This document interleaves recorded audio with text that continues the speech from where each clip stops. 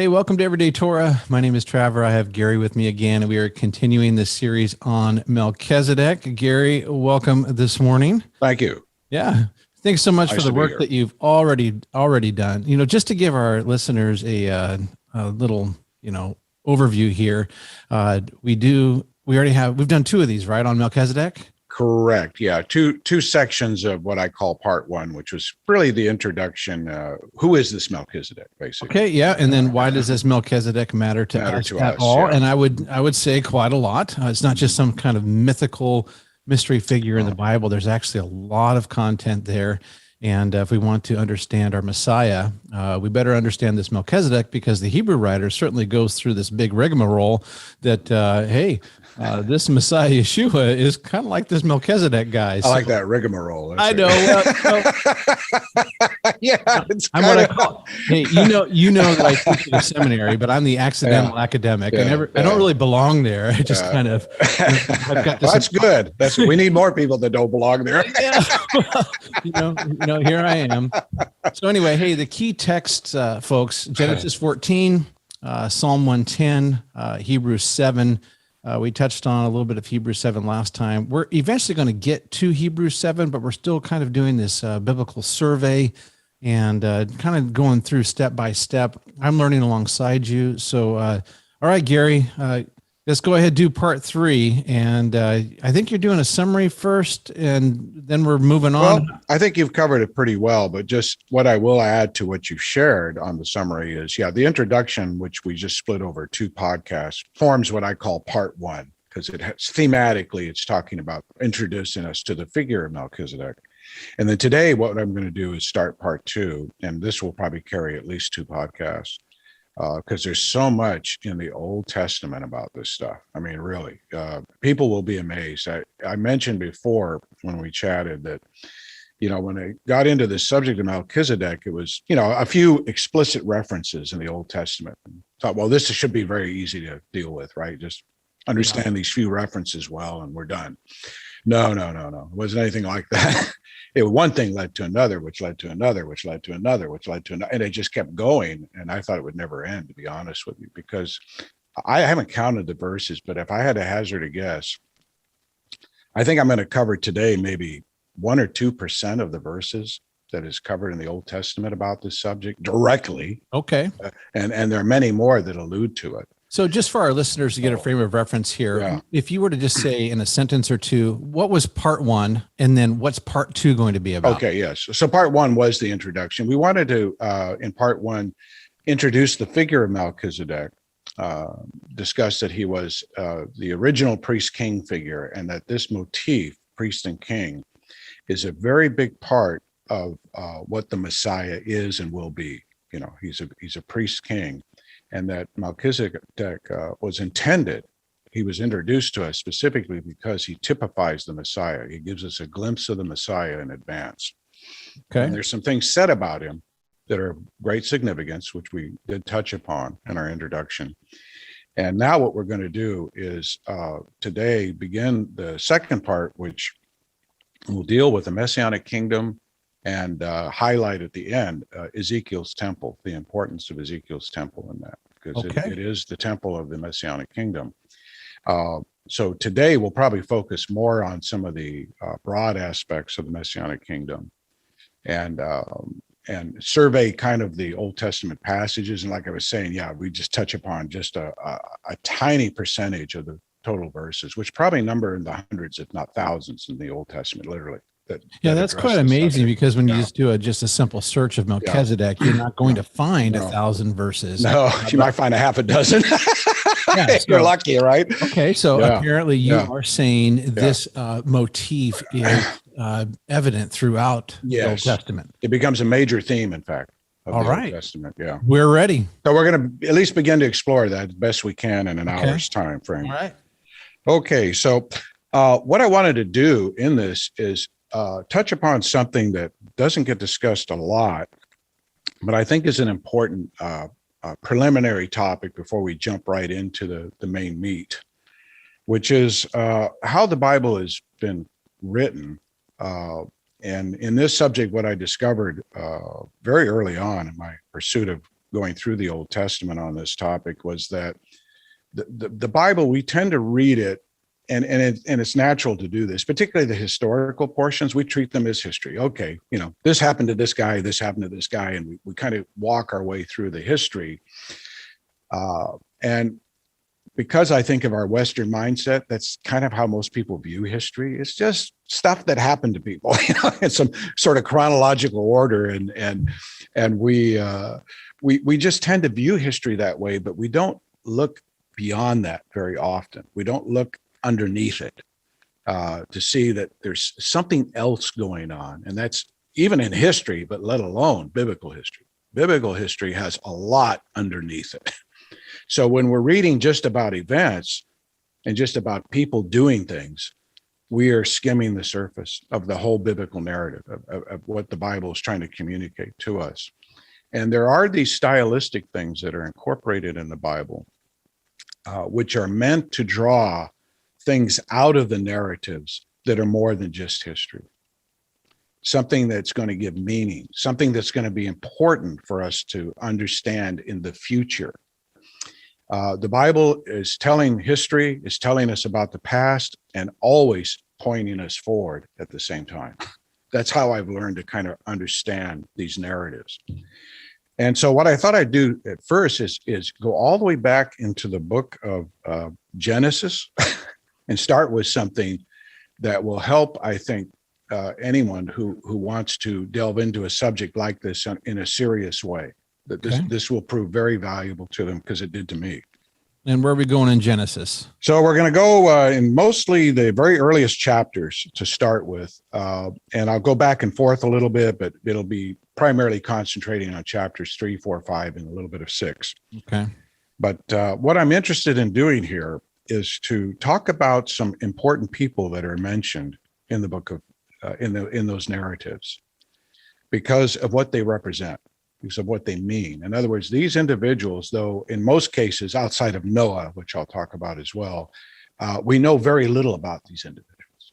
We're given a few verses about them, but loaded in those verses is some important information that is important for us to understand, because what they're doing is they're cluing us off to something about the Bible that I certainly didn't appreciate before I got into this study, and I suspect most other people have not as well. And that's why I think it's important to start with this, because once you get this idea, it's going to change the way you read the Old Testament. Yeah, it really is. A lot of people, they know that God's pretty smart. They know that there are no accidents in the Bible. Everything means something. Yes. And one of the things I think is really evident for folks when they first start doing the feast days is as you live it, and then you start to read the New Testament and see dates or times thrown out, you're like, oh my gosh, that means something. Yes. There's something going on there. Yes, and that's right. There's kind of like this level 2 and level 3 that some of these other narratives also mean something. Yes. And it takes a little while to learn how to do that. And I'm still learning myself. Yes, that's right. Okay, so you're going to do that with the Melchizedek narrative, starting even as early as Genesis 3. That right? Yeah, although I'm going to start, my next comment will be on Genesis 4, because there are 4 figures, and I'm going to do this somewhat topically, so we'll bounce around a little bit. And it's probably, since these verses are pretty easy to find, because there's only a few of them, you could just Google them and come right to the verse. I won't emphasize the citation so much. What I want to do is more or less tell you about these figures and kind of what they mean. So we have these 4 figures that are introduced to us that stand out because something is said about them, as opposed to, we have a whole genealogy presented here, right? In fact, we have 2 of them, one of the line of Cain and one of the line of Seth that is presented to us. And so we have a bunch of names. And by the way, the names all mean something. In fact, it's very clear, and people have understood this for a long time, that in the line of Seth, all of the names that are given there, if you look at their Hebrew meaning, they're actually giving you a story. They're telling a story. They're telling a narrative about the Messiah, okay? And that's something that that's been, I think, long understood, and is something that if anyone wants to Google it and draw it up, they can kind of look more into that for themselves. I won't spend time on that today, because that's pretty familiar and it's easily accessible to people. But there's more to the story than even that. There are these four figures that are highlighted in this narrative of Genesis in this early chapter in what we refer to as the antediluvian world, the world before the flood, that are critical for us to understand because they all have an aspect of the Messiah underlying. And I don't think this has been totally appreciated by a lot of people. And so we'll start with Abel, and Abel is, or Havel in the Hebrew. His name, by the way, is very interesting. If you were to translate it directly from the Hebrew, it would be vapor, mist, or nothing. I'll think about this. So, Okay.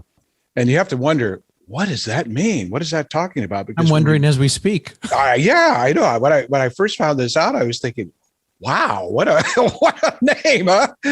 And yet he is listed first in Hebrews chapter 11 in the hall of faith. Now think about that. He was the righteous one who was killed because he offered a righteous sacrifice. Interesting. Yeah. So he gets first place honor in the hall of faith. Okay. You can almost think of it as a hall of fame, right? Yeah, These guys. Yeah. And his name means nothing. I mean, what is this? I'm gonna go with vapor and mist. Yeah, maybe vapor and mist. You can make something out of that, right? Yeah. So, and you look at it and you realize, yes. So what's the story with Abel? Well, he offers the sacrifice that God could approve of, right? And he gets killed for doing that. That's his storyline. And he gets murdered, by the way, unlike some Jewish commentators who like to sometimes argue that, well, Cain didn't really mean to kill him. It was accidental. He just got a little carried away. There are Jewish commentators. No accident. No, there's nothing accidental about this story. And on another occasion, I may go into the story of Cain in a little more depth because it is actually a very fascinating psychological study when you really line it out. And it's clear it was premeditated and intended. And in 1 John chapter 3, John essentially tells us that no, Cain was of the wicked one. He was wicked. He definitely had something in mind for killing Abel. And this is what's not understood. But I'll leave that as a teaser for some time later, exactly what was going on there. For our purposes today, it's just a matter of understanding that Abel, by doing the righteous thing, was killed. And you could say because of his sacrifice, he was sacrificed. And really, that's how you could interpret that story. Yeah, I can see some messianic. Yes, like overtones. Who are we talking about here? Yeah, sure. Who are we talking about here, right? So already in Abel, you get a glimpse like, that's a very interesting account, and we start right off with that, right after the sin of Adam and Eve, and God goes through the judgments on them. What's the next story? It's this one, And Moses, by the way, I am convinced in writing the Torah, he was given the law. He was given the understanding about what God was doing through Abraham and through the nation of Israel. And so he was the deliverer that God used, the human person that God used at that time to bring Israel out of Egypt and to establish them as a nation. And when he's going back to write the Torah, I believe he has this end game specifically in mind. So he's going back to the events. And he's covering a lot of history. I mean, all of the history of the antediluvian world is covered in less than a couple thousand words. I mean, think about that. That's a lot of history, right? So he's choosing his words very carefully. He doesn't elaborate on stuff. He just puts it out there. This is the need to know. This is the need to know, guys, right there. And it's building a narrative. It's what some people will refer to as a meta-narrative. There's a meta-narrative over the narratives that we're seeing, and he's trying to get the reader to be aware of this fact. So this is how he's presenting things. And so the next person on the list is Seth. And Seth means to appoint or be appointed. And we learned from Eve, interestingly, Eve understood this. Eve understood that that this Seth was named as the son who is going to replace Abel. You know, she says it. That's why he's named Seth. He's appointed. He's the appointed one to replace Abel. And he is the one who, in essence, because we learn in the slaying of Abel, that since Abel died childless, as far as we know, there was no children. He probably wasn't even married, as far as we know.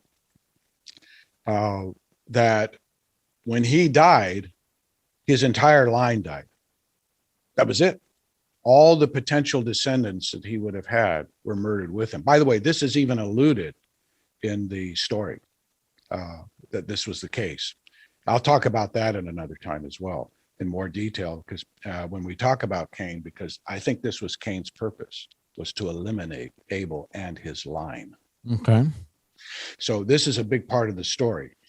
So Seth is called to be the one who will stand in and be the replacement for. Now this is interesting because later in Israelite history, and not that far into it, actually, even in the giving of the Torah, we have a concept known as the kinsman redeemer. So what's the kinsman redeemer to do? The kinsman redeemer is raised up to essentially establish the line that was removed from a brother. That's their purpose. That's the whole concept of the kinsman redeemer.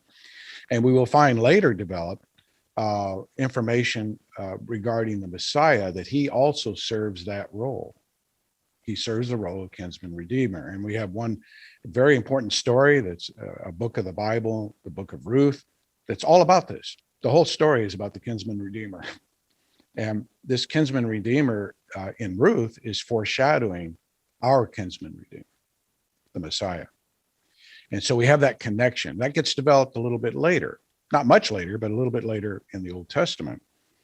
And so here we see a figure who is appointed to reestablish the line.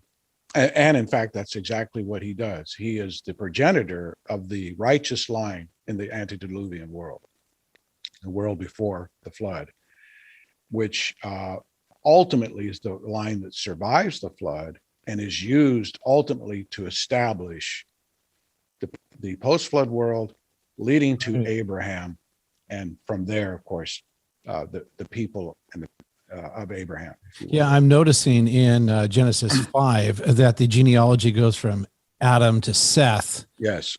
So, and this is a Hank Hanegraaff thing where Hank goes through these names. I won't deliver the punchline now, but so Abel is not listed in that genealogy. Are you saying on purpose?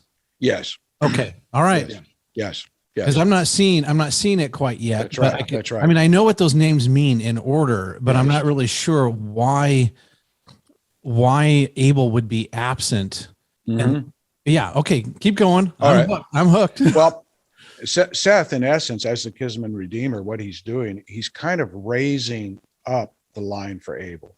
That's what he's doing. Now, it's probably absent, and I can only somewhat conjecture on this, either because Moses felt it was important to just draw the connection from Adam to Seth, because physically that was the connection. You know, Abel has no physical connection, but he does have a spiritual connection. So it could be that is the reason why, because in essence, the spirit of Abel lives on through the line of Seth, but his physical progeny don't, because he was sadly killed before he could have children of his own.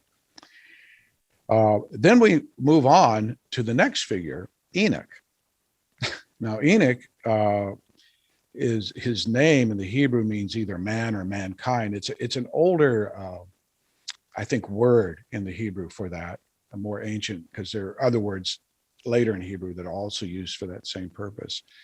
But Enoch was originally translated that way, man or mankind, or man. It could be like man as a individual, or important individual, or man understood more broadly. And we find a very interesting account of Enoch, just given in a few verses. And what does it say of him? he walked and talked with God. That's what he did. Apparently most of his life. I mean, it was frequent enough, at least the suggestion is it was frequent enough, that he and God grew very close in their relationship.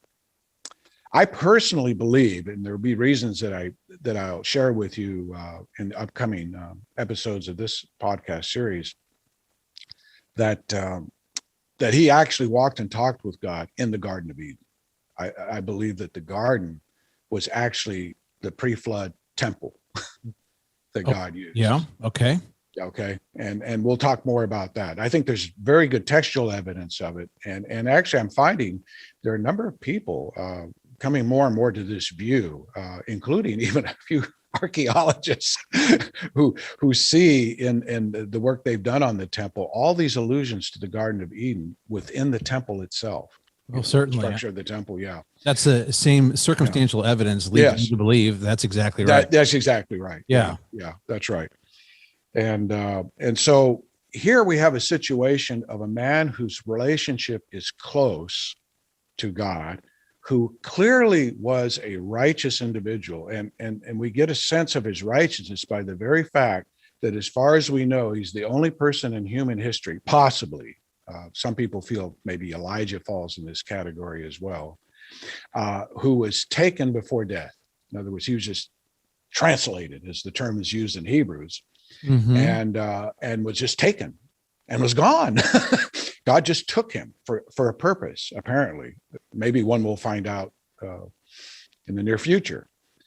But he was translated, did not see death, is what Hebrews tells us explicitly, and that he has been hidden away to be revealed at a later time, presumably at the resurrection, if not sooner. So we have this very interesting, and you start asking yourself now, with the first two people we see, as you pointed out, very clear messianic allusions, right? I mean, if you know anything about the Messiah, you know, well, yeah, that fits perfectly with the typology of the Messiah. And so now we have Enoch. Who is that talking about? Who was righteous, had a very close day by day relationship with God, and then was taken. Now, he saw death, but only temporarily, right? Because he was resurrected and then was removed from us for a season of time, later to be revealed. It's the same. I'm connecting the dots already. Yeah. Okay. I mean, so see, these elements of these stories, if you just ponder them for a moment, you begin to understand, wow, this is pretty amazing, you know, that this storyline is here. And it's even more amazing that it's a storyline that I'm not sure Judaism of the first century was all that tuned into. And yet, here's the Messiah standing before them, and he's walking through essentially the typologies that have been represented by the three men we've just considered. And now we'll come to Lamech and Noah. I'm putting Lamech in there because Lamech was Noah's father, and it appears he was his direct father. And Lamech says something very interesting about Noah that a lot of people haven't picked up on. He gives a little prophecy about Noah. He says, this one will bring comfort and rest to us. That's what Noah's name means, comfort. That's what it means, comfort. Yeah. And then he adds, and he will remove the curse that's on the earth. Now that's very interesting, isn't it? That's what Lamech says at the end of chapter 5. So is Noah your number 4 person? He is, yeah. I bring in Lamech because Lamech at least gives us context. He prophesies, and Lamech appears to have been probably a righteous man, you know, one of the righteous men in the righteous line. But we don't know anything more about him than the prophecy he uttered. So I sort of look at him as, well, maybe Lamech's like a John the Baptist or something, because he's kind of going before, and he's like sharing that this is the guy, you know, this is the guy who's going to do something really fantastic. He's going to remove the curse from the earth, and he's going to bring comfort to us all. So have you gone through each one of the names in Genesis 5? Do you remember Hank Hanegraaff's thing? Oh yes, I have done that. Yes. Yeah. So just for our listeners, Hank Hanegraaff came out with a He basically did a word study on all the names in Genesis Yes. 5. And if you were to go through the names and what they mean, it says, man is appointed mortal sorrow, but the blessed God shall come down, giving the despairing comfort. Yeah. Comfort is Noah. So Mhm. what you shared, Gary, is a little bit different. I hadn't gone back to those characters, looked at their names and how they have a messianic prophetic part to them and all that. Yes. So very Yes. interesting. Good. And unlike the other names in that list, these guys, at least we know what they did. We know something about them. And there was something in each of their storylines that happened that also carries messianic overtones to it. Clear messianic. Gotcha. I'm seeing it all together. Now I've got Melchizedek back here. You know, I'm just like, okay, what are we going to do with that? What are we going to do with that? That's Okay. right. Yeah. All right. So I'm patient though. Okay, good. We're going to get there in just a moment. So this comfort and rest also refers to the fact that Noah, by taking the righteous in the ark and surviving the flood, he also is part of the one who carries the righteous from one world to the next world through a period of judgment. Millennial Kingdom here. Yes. I think, is that what I'm supposed to feel? That's what you're supposed to get. Okay, I'm feeling it. Yep. Okay. All right.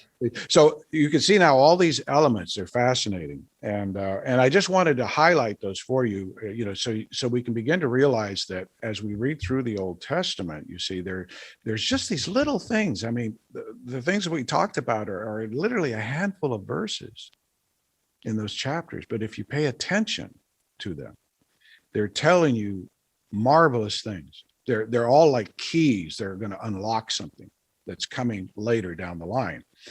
And of course, since Melchizedek hasn't been on the scene yet, we don't have an introduction to Melchizedek. But what I do believe, and I could establish, and we'll get into this more fully in a later podcast, that the pre-flood patriarchs were like a forerunner to the Melchizedek priesthood.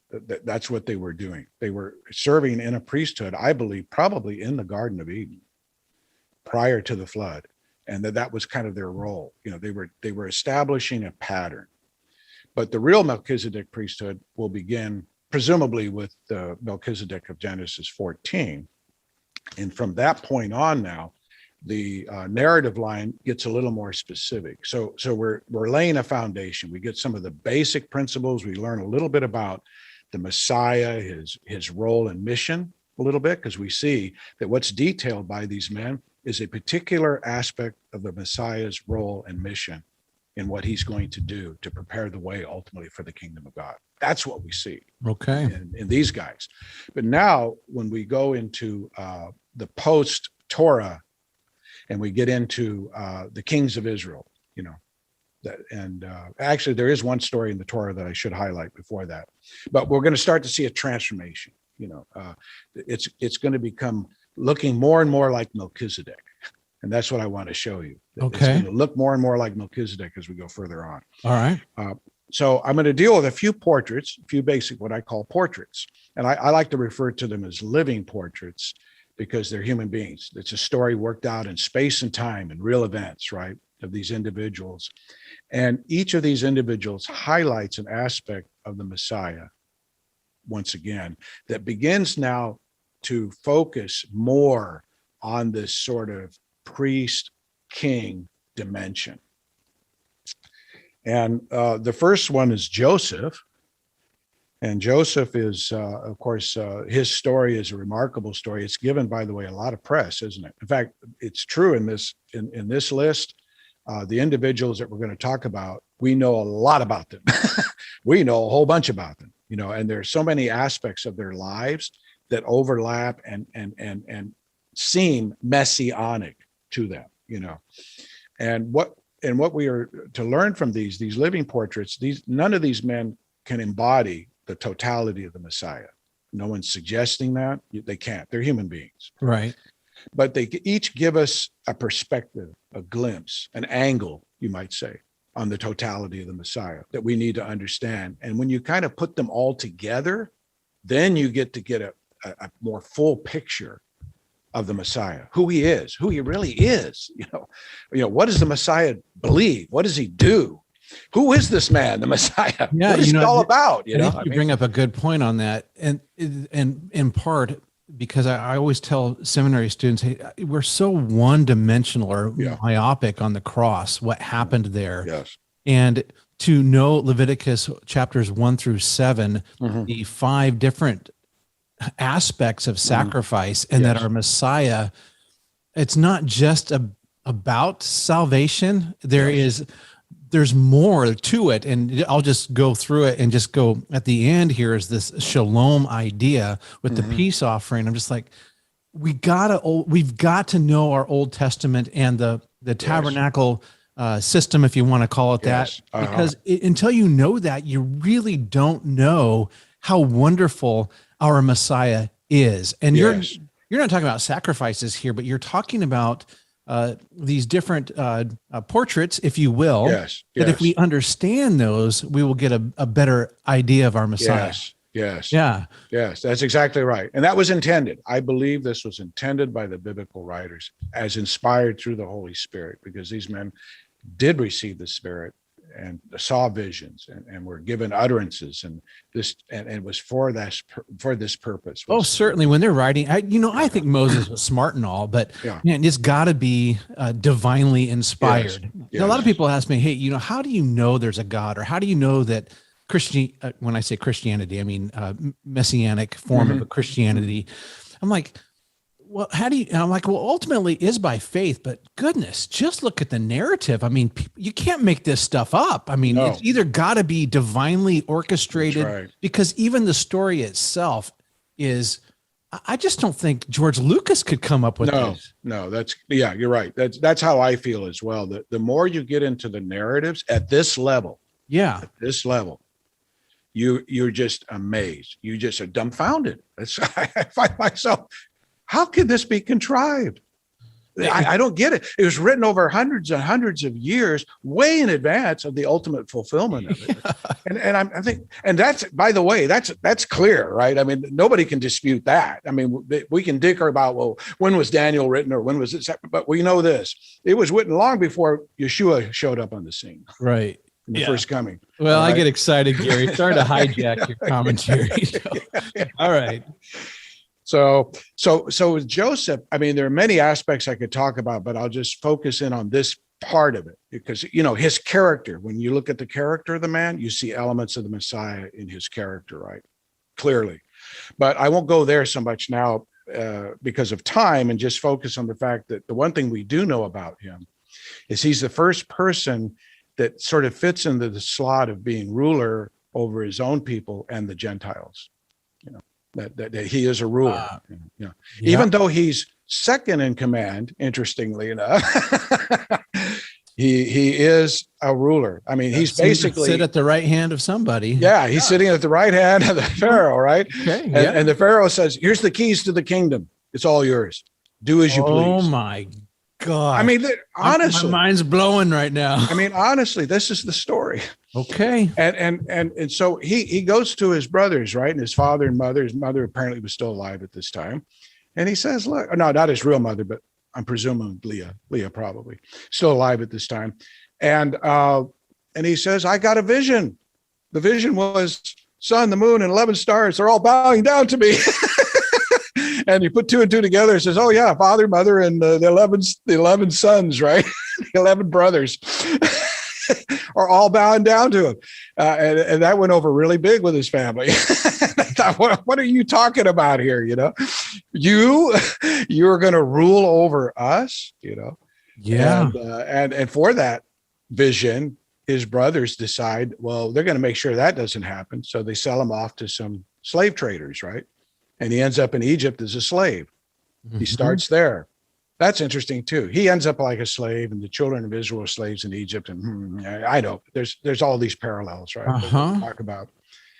And then he rises up ultimately to become the second to Pharaoh through the visions that he had received and the predictions about the famine and then the plenty, or the plenty and the famine, in that order.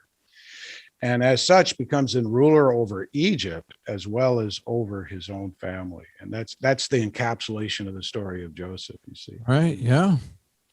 And this is messianic. This is important. This is the first story we're introduced to. So in one sense, we do get a little bit of recap of the story of the Messiah through the life of Joseph, and that was intended. So we find, by the way, and people should note this, that there's this idea of the Messiah reliving the experience of some of the patriarchs or of Israel itself. You know, that concept that emerges into this, and we see it in the book of Matthew. We see it in the Gospel of Matthew. Matthew makes all these statements that I'm sure to most believers today, they scratch their head and go, well, wait a minute. What do you mean my son goes down to Egypt?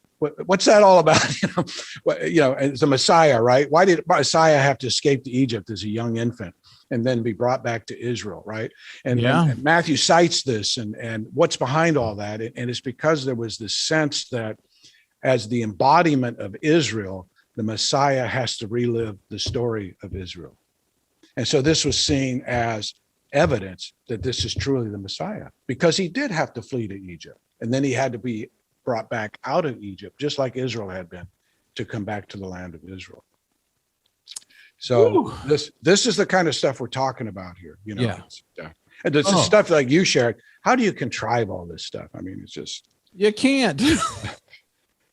So the next figure then we do come across, and you know, I've skipped Abraham here, and Abraham is a very interesting character because he is such a central figure, but as far as I can find, he doesn't really fit Melchizedek typology. He's more like the embodiment of the righteous saint. You know, when God refers to the saints, he says we're all children of Abraham, doesn't he? He's like the patriarch, you know, for all the saints that are to come in this world, and he fits that typology, I think, a little better in all the interactions that I see with him and the Lord in his life.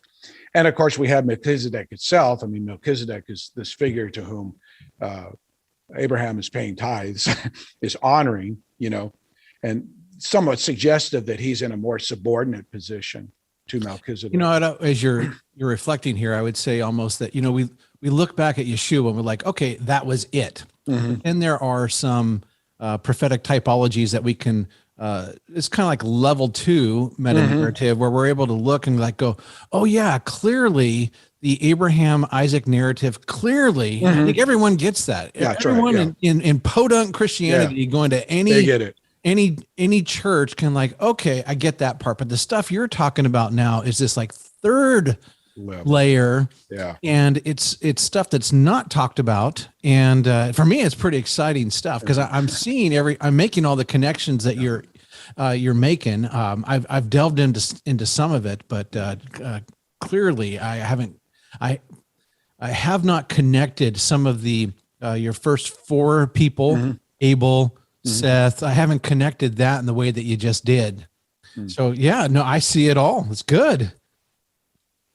So going on then from Abraham, who is a significant figure, but doesn't seem to fit in this list. I mean, I'm sure you can find a few little parallels or something, but it's not quite as striking. He seems to be the one that God set aside, you know, to be representative of all believers, maybe for all time, you know, true believers for all time.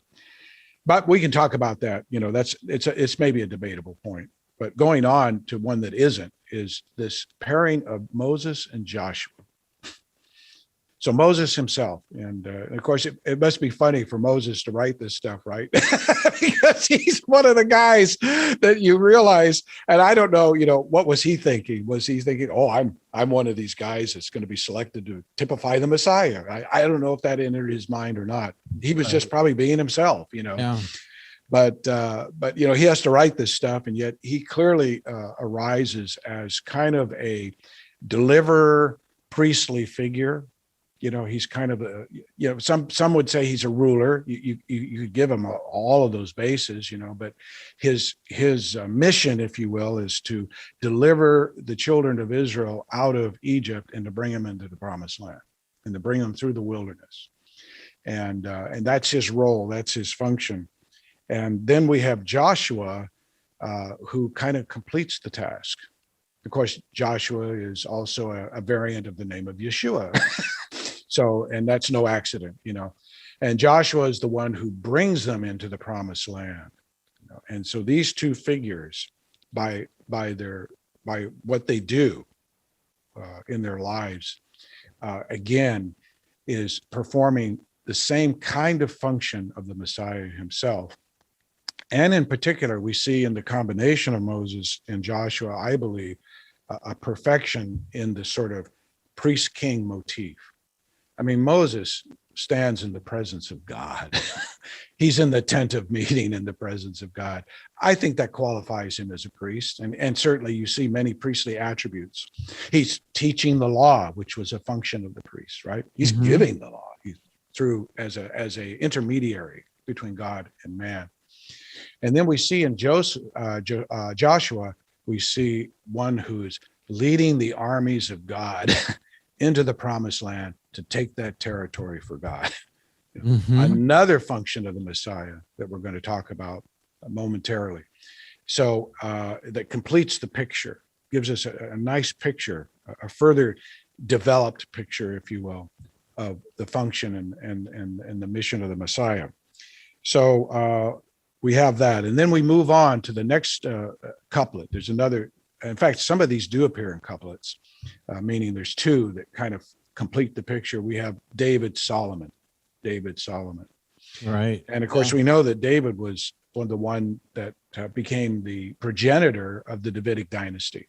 And there's that famous prophecy given by Nathan in Samuel, chapter 7. I think it's 2 Samuel. Yeah, it must be 2nd. Chapter 7, where David is told that his line will be the line from which the Messiah emerges, and it will be an eternal line. His dynasty essentially will not end. And then we learned something else about David that's very intriguing. He's a figure that does something very interesting. And I think, although I've heard a lot of people talk about this, and I think a lot of people have said a lot of good things about this, but I'm not sure that we still have totally captured the idea of what's going on here. I think parts of it, yes, but maybe some of it, no. And I find it all personally quite mysterious. But he gets the Ark of the Covenant back. So what does he do? Instead of taking it back to Shiloh, where the tabernacle was, right? He brings it to Jerusalem. He sets up his own tent. And he worships before the Ark of the Covenant as the king of Israel. Now think about this. I mean, this is what? I mean, you know, I don't know what people must have thought at the time. I don't know what the priest thought. He says, what is this guy doing? He says, he's violating the Torah. You're not supposed to be doing that. The Ark is supposed to be inside this Holy of Holies in our tabernacle where we can function. But God gave him the grace to do that, and God honored it. And I think to myself, what is with this? You know, what's happening here? And you look at everything he does in connection with that ark, and there's no escaping. He was acting like a priest. He was acting like a priest. Maybe he took to heart Psalm 110, right? You will be a priest forever after the order of Melchizedek. And, you know, David received that psalm from God, okay? Did he take it personally? Maybe he was supposed to take it personally, as well as prophetically. You know, there was both dimensions. Was that the release? Was that the thing that caused David to do what he did? We don't know, because we don't know the exact timing of that psalm. But it could be. It very well could be. I've often wondered. I said, yeah, was he given that revelation before he brought the ark back? And, you know, and so he understood something in the spirit that the others would not have understood. And in reality, he did really nothing that was a direct violation of the Torah, but it sure seemed like it. I mean, a casual reading, you just go, wow, you know, what is he doing? He's kind of out to lunch here or something. But no, maybe he was moving by the Spirit, you know. Isn't it? I think it was Hezekiah where they did the Feast of Unleavened Bread for 7 days, and they were so happy to serve God in that way. There you go. They did it another 7 days, and it's not in the Torah. Like, what are you thinking, man? That's right. God was pleased. I mean, they went above and beyond because their hearts were like, yeah, we just love you, God. Yeah, that's it. And I think there is a parallel there. That we see this in the Old Testament. So, you know, sometimes I would say, you know, we like to stand on ceremony kind of. And generally speaking, that's okay. But then there are times when God says, this person, maybe they're not standing totally on ceremony here, but you know what? I really like the attitude. I really like the heart here. I really like what's going on here. So I'm going to say, let it pass. It's not, this isn't a permission to negate Yahweh's Torah, no, or to negate the law or whatever. But, and I always tell people, they're like, are you a legalist, Traveler? Are you? And like, well, I mean, it doesn't work quite like that. Yes. I mean, it tells me what to do and I want to do it, and I do it, but we've got to have circumcised hearts in all this. And the law itself isn't exhaustive in some sense. It's definitely a starting point. It's definitely truth, but for me I tell people, you're going in a school zone, it says 25 miles an hour. I'm definitely going to go 25, but sometimes I might go 24 or 23 because there's this bigger principle at work. And that's these kids that I want to get homes to their moms and dads. It's just, correct. I love them. Yeah. I get the point. Yes. And when David gets the point, when Hezekiah when they get the point, it's like they go a little above and beyond. It's like, that's right. And I think, and I hear you as you talk about Yahweh's relationship with these people. Yahweh must be so pleased when people not only get it, but they get it with tenacity. Yes. And boldness. Right. Yeah. You know what I'm saying. And sometimes maybe that could override, little details, that the God might be a little more persnickety on in other circumstances. Yeah. But here he's seeing something bigger that's happening. Yeah. And I tell you, sometimes there are so many people going to some of our evangelical churches, and they really, really do love Yahweh. And Yahweh knows that. I just want the shepherds to teach them how much life there is in abiding in the Torah and doing the feast days and understanding these kinds of things. That's right. Oh, it's so good. Yeah. All right. I give a lot of, sorry. I tell you, and I give a lot of credit to the Lord in bringing me into understanding the festivals, as we've talked about before, and other things in the narratives of the scripture that have just to me, it's like a new book. It's like a new book, coming into this. I came into it about almost 15 years after I was a believer. And it was just like, wow, it's like, have I been reading the same book all these years? It was like, really. So anyway. Okay. So we got about 15 minutes here. Yes. I'm going to get through this part. And I want to hear the strong Melchizedek. What am I supposed to see in the Melchizedek narrative and all this? All right. So Joseph was obvious. Moses and Joshua also point out, we're going to talk in depth and probably next time because of our time. And it's okay. I think it'll parse out pretty well for us. These attributes will become quite apparent when we now later look at the prophets and say, how do the prophets describe the Messiah, what he does? And we're going to see this completely fulfilled again in the prophetic statements, these same things that we're talking about right here. So see this, Moses, Joshua is before the prophets, although Moses did prophesy some very significant things, which we will touch on at the end of his life. That also, in my mind, Moses started the prophetic ministry for the nation of Israel. These prophecies he gives in Deuteronomy, they are the bedrock for all of that the prophets discuss in the Old Testament. And so we're going to see now that when the prophetic ministry really kicks in, they're going to develop these more, and their archetype for the development of this are these figures. These figures figure into the storyline. They're there. That's where we're going with this. So Moses and Joshua. I'll go. Oh, David and Solomon. That's right. David and Solomon.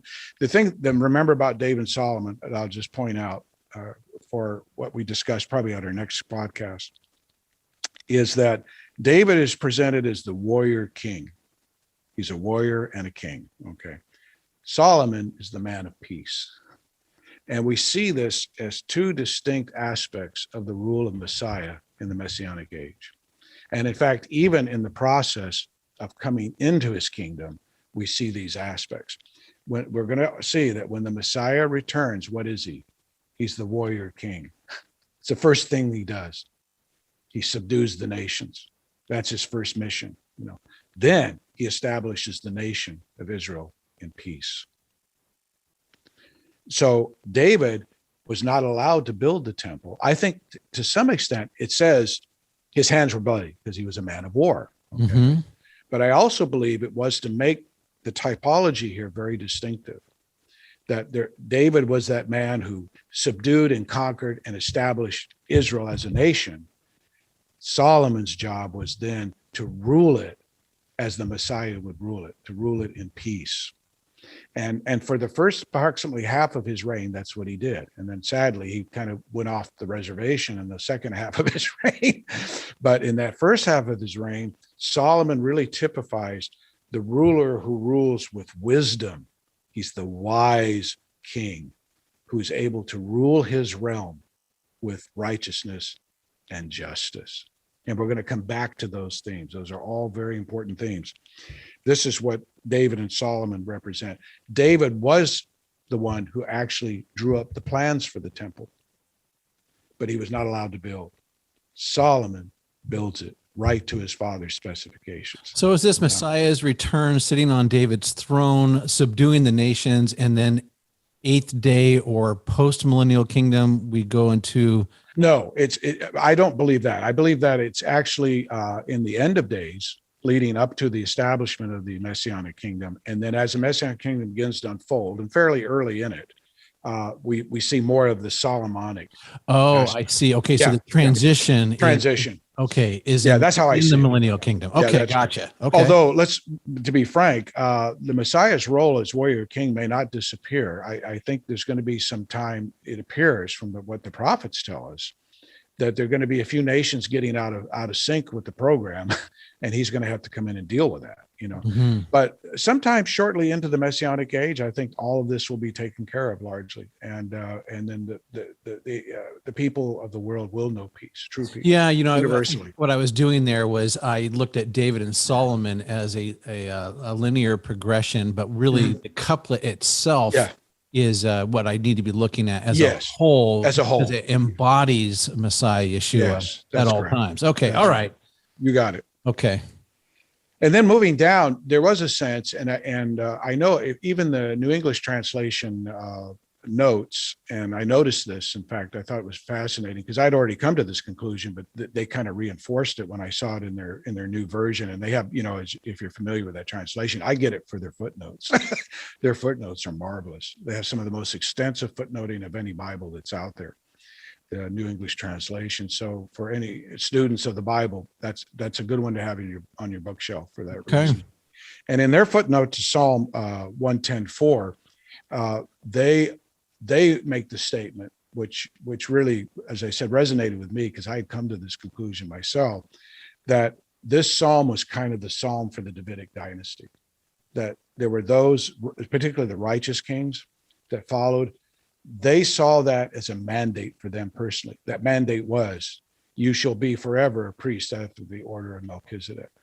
So many of the righteous kings that followed, I think, had this as a backdrop in their thinking, that yes, I'm a Melchizedek priest. Now notice, not a Levitical priest. We have to they are not a Levitical priest. And we're going to come back and hammer this time after time because there are people, they get confused. They always want to make it Levitical priest and king. No, that's off the table, friends. That's not even under consideration because God forbids that, and he will continue to forbid it. And Hebrews tells us in chapter 7, as we talked about last time, that Yeshua, Messiah, comes from the line of Judah. He's not from the Levitical line. And those duties have been particularly prescribed for the Levitical tribe. That's it. End of discussion. So tell our listeners, why does this matter? Yeah, it matters because now, seeing that he's not a Levitical priest, it opens up a whole door of what kind of priest is he exactly? See. And that's what the questions we're supposed to be asking. Yeah, he's a priest. David was not a Levitical priest, and David's dancing before the ark. What's that all about?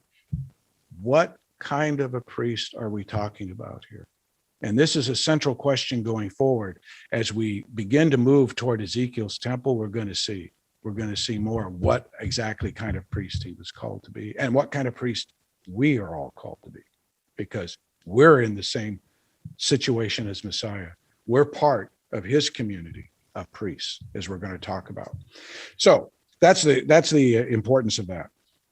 So the names that come to mind, and you've mentioned it before, so I'll just briefly go over them.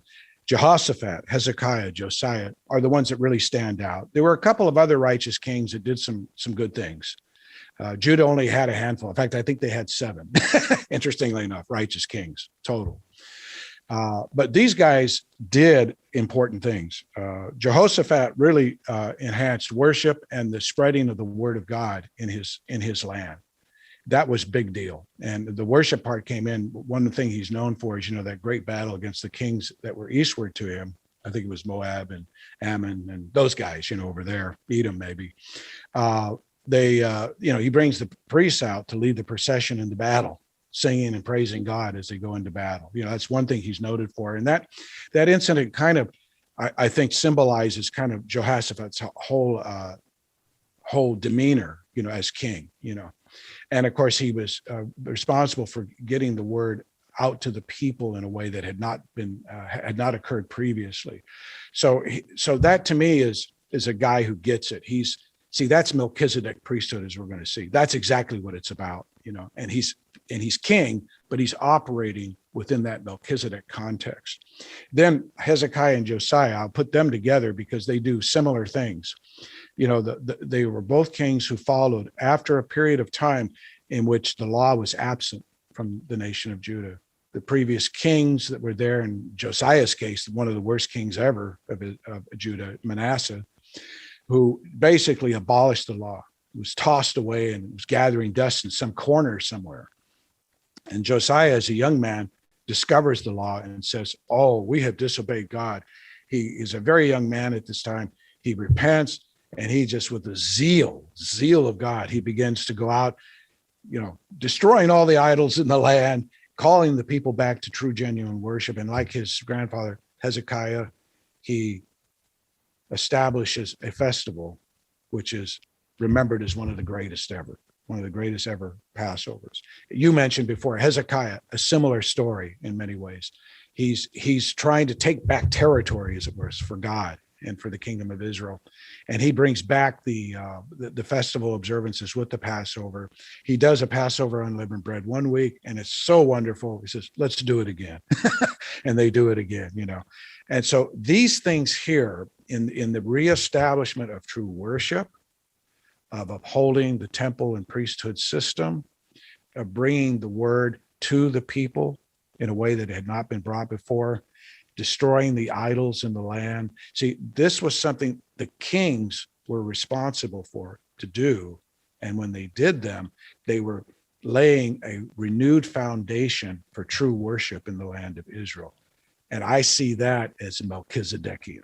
Okay, so let me see if I understand this right. Part of the reason that you've gone through all these archetypes, Yes. gone through the names and all that, is the Levitical priesthood was a response to what happened with the golden calf. Mm-hmm. And that was good and necessary. But underlying that is a deeper kind of this meta narrative, this other layer where the Levitical priesthood was never really designed to be the true or the Melchizedekian priesthood, where you have these priest king archetypes that are kind of moving through the kind of the underlying story.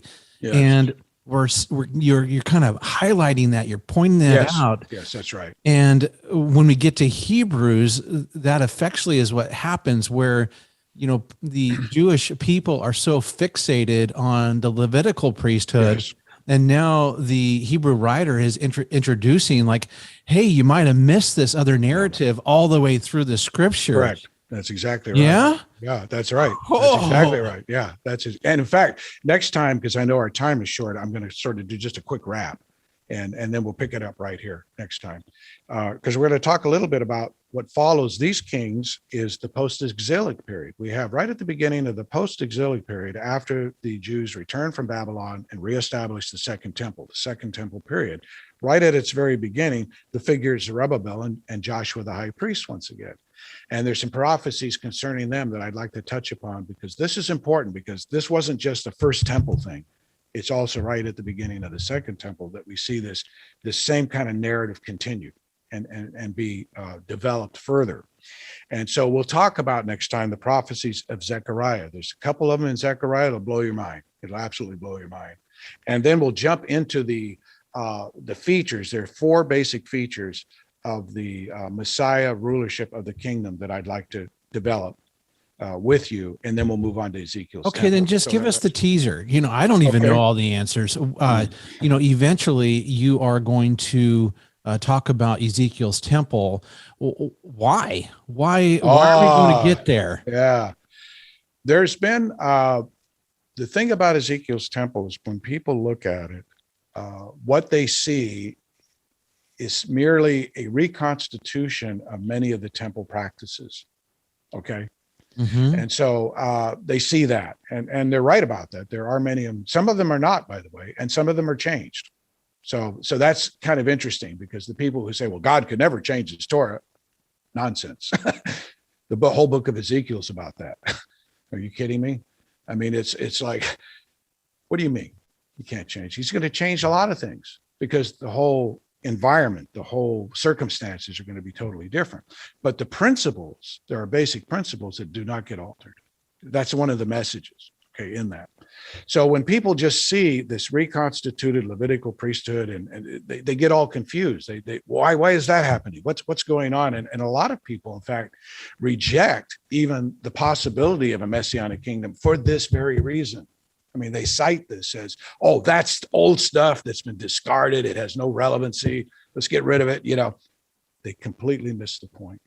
They miss the point of what God is actually doing through the messianic kingdom, and which is why some of it, a portion of it, is coming back and will be part of the fabric of Ezekiel's temple.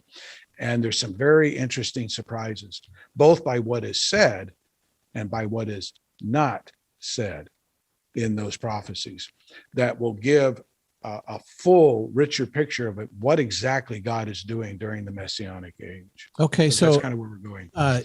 I see it. Now, what I need you to do, just for our listeners to wrap up the last couple minutes here, you have gone through this kind of the meta narrative type situation of describing the role of king priest, and how the Melchizedekian motif is sort of weaved throughout these characters' lives, situationally how it works. That's right. So they just sat through an hour of that. and here's the thing. I can see how this is all very necessary building blocks to get to the Hebrews 7 discussion in full, and to get to the Ezekiel temple discussion in full.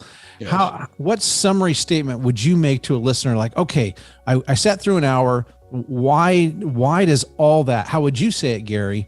Okay. That this relates to the person of Melchizedek and why we should care. Okay. Yeah, what I would say is what we've done today then is to lay a groundwork that this idea of Melchizedek goes way back to the beginning. It was there from the beginning. In the New Testament, how many times do the apostles tell us that this was envisioned from the foundation of the world? Peter says it, Paul says it, John says it. They all say it. This was in place from the foundation of the world. This was not an afterthought. Jesus's crucifixion was not plan B. It was not, Israel was supposed to get it right. That was plan A. They failed. And so now we have plan B. See? No. Yeah. God knew from the beginning. And what we see is when we begin to get to that, and I like your level 3, it's at least one thing I got. When you get to that level, you really understand that what the apostles were saying was absolutely true. Absolutely true. See, that's important, because that forms and shapes a lot of people's approach to the New Testament. It will frame you. Replacement theology is completely out the window if you understand this. It's completely out the window. It's absurd, patently absurd. These things are important because for us to really grasp what God is doing and what he's telling us, he's trying to communicate to us as his children, please follow my lead here. In order to really grasp a hold of that, these are concepts that will propel us forward. They will be the motivating energy, and juice, to move us forward in the direction that we should be moving forward as his children, to be conformed to the image of Messiah and to our Father. Okay, friends. So you got to hear this for you Karate Kid watchers. This is a lot of wax on, wax off, wax on, wax off. And if you're the newer generation, it's take off the jacket, pick up the jacket. Take off the jacket, pick up the jacket. I love that analogy. That's exactly what this is. Yeah, you have to go through this. You do, or otherwise you won't get it at the end. You won't. It'll be too much. And for me, I quit claiming to be a New Testament scholar if you have not fully understood the Old Testament. Yeah. You cannot be a new, and don't make claims about New Testament Christianity without understanding that it's all rooted in the Torah, rooted in the prophetic archetypes of all these people that we've been discussing. Yes, amen. Hey, obviously Gary and I are very passionate about this. We're in love with our Messiah, but it's so neat that our God has left us clues, has left us things that we can study to understand him, because we want to know the God that we love so much. Hey, and we want to know that we know. That's right. That's right. We want to know that we know. See, that's level 3. Level 1 is I kind of know. Level 2 is I think I know. Level 3 is I know that I know. Hey, good point. That is what we're talking about. And when a person knows that they know, their life changes. Yeah. See, that's the key here. That's what I'm concerned with. That's why I am so passionate about this. I want people to get it. That's right. We're not just a bunch of head knowledge people. We want this to have a real effect on our faith. And just to go back to Abel being the first in the Hall of Fame on the faith in Hebrews 11, that's a big deal. Hey, people, just remember that our Messiah, Yeshua, walked in that Torah, embodied that Torah every day of his life. And if we as believers want to be like our Messiah, we need to walk in that Torah by the Spirit every day of our lives. And that's why we call it Everyday Torah. We'll see you next time.